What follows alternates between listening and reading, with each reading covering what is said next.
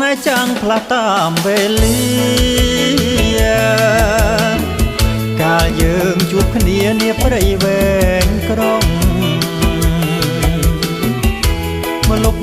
ពោចុងបងបានស្គាល់មុំអូនសាច់តាខ្ញុំសូមខាំងសែនស្រ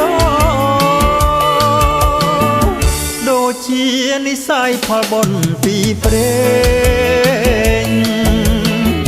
ជួបចំប៉ាក្មេងសំលេងពីរោះអូនអ្នកស្រុកណាមកចង់ស្គាល់ឈ្មោះសូមពើសនដងអយអងចំបាយចំបីរយតងបងមិនប្រាថ្នាបងតែចំបាកាដុំដីអាបើអូនព្រមស្ម័គ្របងស្មោះមិនលែងថែស្រីស្រុកក្មេងនោះថ្ងៃមរណាចង់ពោមធ្នមចិត្តសូមធ្វើសាងសេ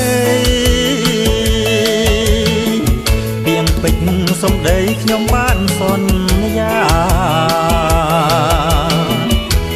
ថាពេលរៀនចប់បងនឹងរៀបការជាមួយចំបាបកាព្រៃវែងហើយ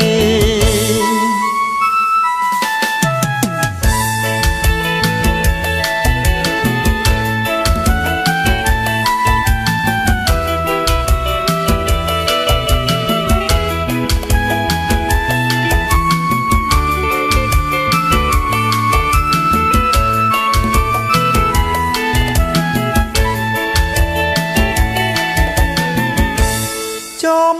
បីរយតងបងមិនប្រាថ្នា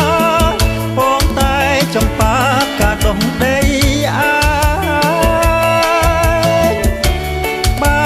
អូនព្រមស្ម័គ្រ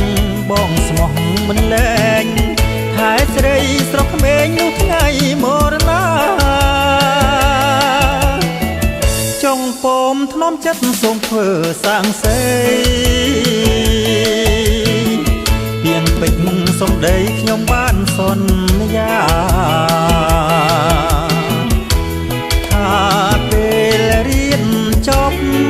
បងនឹងរៀបការជាមួយចំបាបកាព្រៃ